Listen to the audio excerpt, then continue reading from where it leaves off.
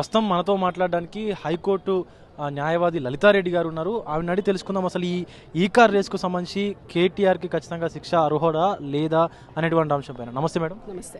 ఇప్పుడు ఈ కేసులో ఈ కార్ రేస్కు సంబంధించి కేటీఆర్ గారిని ఈరోజు విచారణకు రమ్మని చెప్పారు. ఆయన హాజరయ్యారు. బట్ న్యాయవాదితో నేను లోపలికి వస్తా అంటే రావద్దు అని చెప్పేసి అధికారులు అడ్డుకున్నారు. వాళ్ళకి అసలు ఆ హక్కు ఉందా? అడ్డుకునేటువంటి హక్కు ఇప్పుడు రావద్దు అని లా అండ్ ఆర్డర్ పోలీసులు అడ్డుకున్నారు. పిలిచింది ఏసీబీ. ఈ పిలిచినప్పుడు వెళ్ళారు కేటీఆర్ గారు లాయర్స్తో కలిసి మేము వెళ్ళాము. అక్కడికి వెళ్ళినప్పుడు కార్ని ఆపేశారు. ఆపినప్పుడు ఏంటి అంటే మీరు ఒక్కరే రావాలి, లాయర్స్ రావద్దన్నారు. సో కేటీఆర్ గారు అన్నారు లేదు నేను నా లాయర్తోనే వస్తాను అనేసి చెప్పమన్నారు. చెప్తే కూడా లా అండ్ ఆర్డర్ పోలీసులు కన్విన్స్ అవ్వలేదు. కేటీఆర్ గారు చెప్పారు నేను ఏదైతే ఉందో నాకు ఇట్లా నోటీస్ ఇచ్చారు, డాక్యుమెంట్స్ సబ్మిట్ చేయమన్నారు. సో ఆ documents what type of document they want, so నాకు అది కావాలి, సో దానికి నేను ఒక రిప్లై తీసుకొచ్చాను, ఆ రిప్రజెంటేషన్ ఇవ్వాలనుకుంటున్నాను అంటే సరే మాకు ఇచ్చేయండి అని చెప్పేసి వాళ్ళే తీసుకొని ఏసీబీ గారు అక్నాలెడ్జ్మెంట్ ఇచ్చారు రిసీవ్డ్ అనేసి. సో వాళ్ళే ఏసీబీకి సబ్మిట్ చేస్తా అన్నారు, వెళ్ళిపోమన్నారు. సో మేము వచ్చేసాము. సో విచారణకి సహకరించలేదు, ఇంకేదో అనాల్సిన అవసరం ఏముంది చెప్పండి, విచారణకి వెళ్ళారు కదా. ఇప్పుడు అదే కాంగ్రెస్ కార్యకర్తల్లో కానీ కాంగ్రెస్ నాయకులు కూడా ఖచ్చితంగా ఇది విచారణకు గైర్హాజరే అని చెప్పేసి కూడా ప్రచారం చేస్తున్నారు. దీనిపైన అంటే వాళ్ళది మనం వాళ్ళకి విఘ్నతకే వదిలేయాలి. అందరు కళ్ళతో చూసింది కూడా అబద్ధం అంటే ఎట్లా? మొత్తం మీడియా ద్వారా మొత్తం ప్రపంచం చూసింది, అందరు చూసిండ్రు. అక్కడికి కేటీఆర్ గారు వెళ్ళారు. ఎంతసేపు దగ్గర ఆల్మోస్ట్ 40 to 45 minutes అందరం అక్కడ ఉన్నాము. ఉంటే కూడా అసలు కార్ని కదలనియలేదు. ట్రాఫిక్ జామ్ అవుతుందంటే మళ్ళీ కొంచెం అట్లా ఇట్లా చేసేసిండ్రు. లేదు మేము ఇచ్చేస్తామన్నారు. ఒకసారి లేదు మీరు లాయర్ని రావద్దంటే సరే ఏసీపీ గారికి ఏసీపీ ఆఫీస్ వాళ్ళకి చెప్పమంటే కూడా అసలు లా అండ్ ఆర్డర్ పోలీసులు అలౌ చేయలేదు ఆ మాట కూడా. ఇప్పుడు చూడండి పట్నం నరేందర్ రెడ్డి గారి కేసు చూసుకోండి. పట్నం నరేందర్ రెడ్డి గారు అసలు ఎలాంటి కన్ఫెషనల్ స్టేట్మెంట్ ఇవ్వకపోయినా కూడా పోలీసు వాళ్ళు కన్ఫెషన్ ఇచ్చారు అని చెప్పేసి ఒక ఫాల్స్ రిమాండ్ రిపోర్ట్లో కేటీఆర్ గారి పేరు అందులో యాడ్ చేశారు. సో అదేవిధంగా ఇప్పుడు కూడా ఛాన్స్ ఉంది కదా. ఇప్పుడు ఇవన్నీ సినారియో చూస్తుంటే one or the other way they want something. ఇప్పుడు రైతు భరోసా తప్పించుకోవాలంటే ఒక సెన్సేషన్ యూజ్ చేయాలి, సార్ని లోపల తీసుకెళ్ళాలి. సార్ కేటీఆర్ గారు లోపలికి వెళ్ళినప్పుడు ఏంటి అంటే కావాలని ఏదో ఫాల్స్ కన్ఫెషన్ ఏదో చెప్పాలని వాళ్ళ ప్రయత్నము. సో అందుకని కేటీఆర్ గారు చాలా క్లియర్గా అన్నారు నాకు ఈ డౌట్ ఉంది, అందుకే నేను నా లాయర్తో వస్తా అన్నారు. వద్దన్నారు. అంటే ఇప్పుడు కేటీఆర్ గారిని లోపలేస్తే ఈ మిగతా హామీలు కానీ ప్రజలకు చేకూరేటటువంటి సంక్షేమ పథకాలు కానీ ఇవన్నీ మర్చిపోతారు, ఇది ఒక సెన్సేషన్ టాపిక్ అయిద్దని చెప్పేసి డైవర్షన్ పాలిటిక్స్ అనుకోవచ్చా? 100%. మీరు చూడండి ప్రతిసారి వాళ్ళు ఒక టైం ఇస్తున్నారు, ప్రతి గ్యారంటీ ఒక టైంలో మేము ఫుల్ఫిల్ చేస్తా అంటున్నారు. ఆ గ్యారంటీ ఫుల్ఫిల్ చేసే టైంకి వాళ్ళు చేయలేకపోయేసరికి ఒక డైవర్షన్ ఒకటి ఏదైనా సెన్సేషనల్ న్యూస్ తీసుకొస్తున్నారు. సో మీరు చూడండి ఈ 6 నెలలు కానీ 8 నెలల్లో ఎన్నో జరిగినాయి, ఇట్లా చాలా ఈవెంట్స్ జరిగినాయి.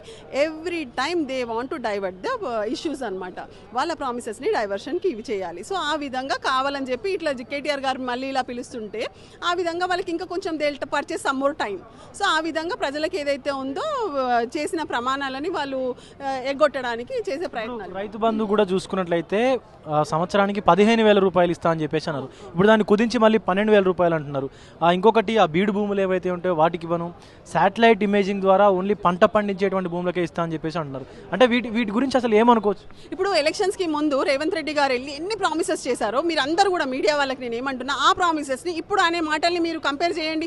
ఆ డైలాగ్స్ కానీ ఈ డైలాగ్స్ కానీ ఏ విధంగా తను చేంజ్ చేస్తున్నారు. మార్పు తెస్తాను, అది కాదు ఇది 10,000 అయింది, నేను 15,000 ఇప్పిస్తానన్నారు. 15,000 లేదు, 12,000 లేదు, వచ్చే 10,000 లేదు, మళ్ళీ బీడు భూములు వేరు, మళ్ళీ శాటిలైట్ వేరు. సో ఇవన్నీ చూస్తుంటే ఏంటంటే ప్రజల్ని కంప్లీట్గా మోసం చేశారు. అబద్ధాలు చెప్పి ఓట్లు వేయించుకొని అధికారంలోకి వచ్చారు. ఇప్పుడు వాళ్ళకి ఏది ఫుల్ఫిల్ చేయాలని లేదు, అది ఫుల్ఫిల్ చేయట్లేదు. కాబట్టి ఆ డైవర్షన్ పాలిటిక్స్ కోసం అని చెప్పి ఇవన్నీ కావాలని లేని కేసులను బనాయించి కేటీఆర్ గారి మీద ఇలాంటి తప్పుడు కేసులు బనాయించారు. ఇప్పుడు ఒక పెద్ద మొత్తంలో నగదును కానీ అంటే ఒక అంటే ప్రభుత్వ సొమ్మును బదిలీ చేయాలంటే ఖచ్చితంగా అటు ఆర్బీఐ నుంచి ఇటు అలాగే ఆర్థిక శాఖ నుంచి కూడా కొన్ని పర్మిషన్స్ తీసుకోవాల్సినటువంటి అవసరం ఉంటుంది.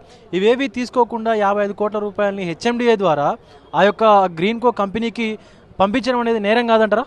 ఇప్పుడు మీకు హెచ్ఎండిఏ పరిధి ఎంత, హెచ్ఎండిఏ ఏమేం చేయొచ్చు అనేసి మీకు కేటీఆర్ గారు ఓపెన్ ప్రెస్ మీట్లో క్లియర్గా చెప్పారు. సో దాన్ని పరిగణలోకి తీసుకొని అప్పుడు ఏదైతే ఉందో in the interest of state funds, in the interest of స్టేట్కి వచ్చే ఇన్వెస్ట్మెంట్స్, సో అలాంటిది ఏదైతే ఉందో హెచ్ఎండిఏ వాళ్ళు చేయొచ్చు. సో ఆ విధంగా అలాంటి ప్రొసీజర్ ప్రకారమే నేను ఫాలో అయ్యాను. అందులో ఎలాంటి స్కామ్ జరగలేదు, అసలు కేసే కాదని చెప్పి చాలా క్లియర్గా కేటీఆర్ గారు చెప్పారు. చెప్పిన తర్వాత కూడా సరే వాళ్ళకి ఏదైనా డౌట్ ఉంటే ఓపెన్ డిబేట్కి పిలుస్తున్నారు కదా, ఓపెన్గా ఛాలెంజ్ చేస్తున్నారు కదా రేవంత్ రెడ్డి గారిని రమ్మని చెప్పి కేటీఆర్ గారు. ఎందుకు రావట్లేదు? అసెంబ్లీలో పెట్టమన్నారు కదా చర్చ, పెట్టొచ్చు కదా నిజంగా అట్లాంటిది ఏమైనా జరిగితే. వాళ్ళకి తెలుసు ఇది తప్పుడు కేసు బనాయించినామని తెలుసు, అది నిలబడదని తెలుసు, కానీ కావాలని చెప్పేసి ఇంక ఇట్లాంటివన్నీ నడుస్తున్నాయి. ఇప్పుడు మన పక్క రాష్ట్రమైనటువంటి కర్ణాటకలో కూడా F1 రేస్ అనేది జరుగుతూ ఉంది అని చెప్పేసి ఆ రాష్ట్ర ముఖ్యమంత్రి గారు కూడా చెప్పారు. అండ్ ఆ విషయంలో కేటీఆర్ గారు కూడా ట్విట్టర్ వేదికగా సోషల్ మీడియా వేదికగా కూడా చెప్పారు. అంటే కర్ణాటకలో కూడా ఇంకొక స్కామ్ జరగబోతుందని చెప్పేసి సెటైరికల్గా ఈ యొక్క గవర్నమెంట్ మీద సెటైర్ వేశారు. దాన్ని ఎట్లా తీసుకోవచ్చు? అంటే అదే కదా ఇప్పుడు మనకి జరిగిన స్పోర్టింగ్ ఈవెంట్ని వాళ్ళు స్కామ్ అనేసి వాళ్ళు అన్నప్పుడు అది ఆ కామెంట్ అదే విధంగా తీసుకొచ్చి చూపిస్తున్నారు అనమాట.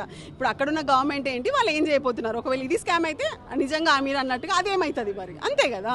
సో ఆ విధంగా ఇప్పుడు ప్రతి స్టేట్కి సంబంధించిన ఇన్వెస్ట్మెంట్స్ పెరగడానికన్నా, మన స్టేట్కి సంబంధించిన బ్రాండ్ ఇమేజ్ పెరగడానికన్నా కొన్ని ఏదైతే ఉందో హెచ్ఎండిఏ పరిధిలో కూడా చాలా వరకు ఇన్వెస్ట్మెంట్స్ చేయాల్సి వస్తుంది, అంతే కదా. డెవలప్మెంట్స్ అనేది కంపల్సరీ. సో దానికి సంబంధించినది అంత మోస్ట్ ప్రెస్టీజియస్ స్పోర్ట్స్ ఈవెంట్ జరిపి అంత చక్కగా మోర్ దెన్ 700 కోట్ల ఇన్వెస్ట్మెంట్స్ తీసుకొచ్చిన పర్సన్ని, అట్లాంటి పర్సన్ని కావాలని చెప్పేసి కేటీఆర్ గారిని ఈ రోజు ఇలాంటి తప్పుడు కేసులో ఇరికించి, అది కూడా ఎందుకు, ఆ చీప్ డైవర్షన్ పాలిటిక్స్ కోసం, అంతే. ఇప్పుడు మీరు 700 కోట్ల రూపాయల రెవెన్యూ జనరేట్ అయిందని చెప్పేసి అంటున్నారు, కానీ అవతల నుంచి సుమారుగా 300 కోట్ల రూపాయల నష్టాన్ని ప్రభుత్వం తప్పించుకోగలిగింది ఈ యొక్క కేసు ద్వారా అని చెప్పేసి కూడా అంటున్నారు. అంటే 300 కోట్ల రూపాయల నష్టాన్ని ప్రభుత్వం తప్పించుకుంది అని చెప్పేసి అంటున్నారు. ఆ నష్టం నుంచి నిజమేనా? అదేమనంటే ప్రూఫ్స్ పెట్టి చూపించమనండి. మరి ఓన్లీ ఒట్టి మాటలు మాట్లాడడం కాదు కదా, నిజంగా ఎంతవరకు ఇన్వెస్ట్మెంట్స్ వచ్చాయి, ఏం జరిగింది, ఏం నష్టం, ఉత్త నోటి మాటలు ఎందుకు, నిజంగా అట్లా ఏమైనా ఉంటే అసలు ఇది ఒక కేసా, ఇది ఒక స్కామా, అసలు వాట్ ఎవర్ ఇట్ ఈస్,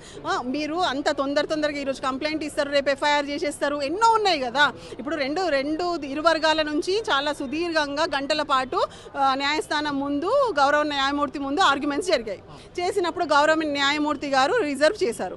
పోలీసులకి ఇప్పుడు న్యాయస్థానం మీద అయితే గౌరవం ఉండాలి కదా, న్యాయమూర్తి గారి మీద గౌరవం ఉండాలి కదా, అవన్నీ పక్కన పెట్టి అసలు ఇలా చేయాల్సిన అవసరం ఏముంది? ఇప్పుడు పోలీసు వాళ్ళకి కొంచెం ఆగితే ఏమవుతుంది, ఏదో ఒక రిజల్ట్ అయితే తెలుస్తుంది కదా.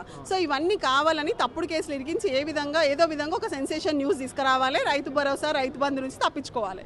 ఇప్పుడు ఏసీబీ నుంచి, ఈడీ నుంచి మళ్ళీ నోటీసులు వెలువడేటువంటి అవకాశం ఉంటుందా? తప్పకుండా ఉంటుంది. ఎందుకంటే ఇప్పుడు కేటీఆర్ గారు అన్నట్టుగా భారత రాజ్యాంగాన్ని పోలీసులు ఫాలో అవ్వట్లేరు, రేవంత్ రెడ్డి రాజ్యాంగం నడుస్తుంది, రేవంత్ రెడ్డి గారు ఆర్డర్స్ నడుస్తున్నాయి. పోలీసులు ఇప్పుడు ఎవరైతే ఉందో డీజీపీ వాళ్ళది, ఐజీ వాళ్ళది ఏం నడవట్లేదు. ఏదున్నా కూడా సీఎంఓ ఆఫీస్ నుంచి వస్తాయి, దాని ప్రకారమే ఆర్డర్స్. సో తప్పకుండా ఏదైనా కావచ్చు, ఏదైనా నోటీస్ రావచ్చు. మేడం, ఒక లాస్ట్ క్వశ్చన్. అవతల నుంచి అంటే కాంగ్రెస్ నుంచి ముఖ్య నాయకులు కానీ, ఈవెన్ సీఎం రేవంత్ రెడ్డి గారు కూడా బాహాటంగా అంటే బహిరంగంగానే చెప్పారు కేసీఆర్కి, కేటీఆర్కి జైల్లో డబుల్ బెడ్రూమ్ ఇల్లు కట్టిస్తా అని చెప్పేసి మాట్లాడినటువంటి సందర్భం కూడా ఉంది. ఇప్పుడు ఈ F1 కార్ రేస్ కేసులో సంబంధించి కేటీఆర్ గారికి శిక్ష పడేటువంటి అవకాశం ఎంత ఉంది? అస్సలు లేదు, శిక్ష పడదు. ఏది ఉన్నా కూడా ఆన్ రికార్డ్ ఉంది. గవర్నమెంట్కి సంబంధించిన ఒక మంచి స్టేట్కి ఒక మంచి లాభదాయకమైన ఒక స్పోర్టింగ్ ఈవెంట్ని చేయడం జరిగింది. సో దాంట్లో ఎలాంటి స్కామ్ లేదు. ఆ కేసులో అసలు అది కేసే కాదు, అది కేసే కానప్పుడు కేటీఆర్ గారికి ఎలాంటి శిక్ష పడదు. ఇదంతా ఏంటంటే ఇప్పుడు మీరు చూస్తున్నారు రేవంత్ రెడ్డి గారు కానీ, ఆయన మినిస్టర్స్ కానీ, వాళ్ళందరి ప్లాన్ ఏంటంటే ఏదో విధంగా కేటీఆర్ గారిని జైలుకి పంపించాలి. సో దానికోసం తప్పుడు కేసులు బనాయిస్తున్నారు. అది ఓపెన్గా వాళ్ళే చెప్తున్నారు కదా. అంటే మేము ఏదో విధంగా పంపిస్తామంటే ఇవన్నీ ఫాల్స్ కేసెసే కదా. ఫాల్స్ కేసెస్ అన్ని ఏదైతే ఉందో ఆ ఫాల్స్ కేసెస్లో ఇంప్లికేట్ చేయాలి, జైలుకి పంపించాలనే ఒక పన్నాగాలు పన్నుతున్నారు. కానీ వాళ్ళు అట్లాంటి దాంట్లో ఏది ఫుల్ఫిల్ సక్సెస్ అవ్వరు.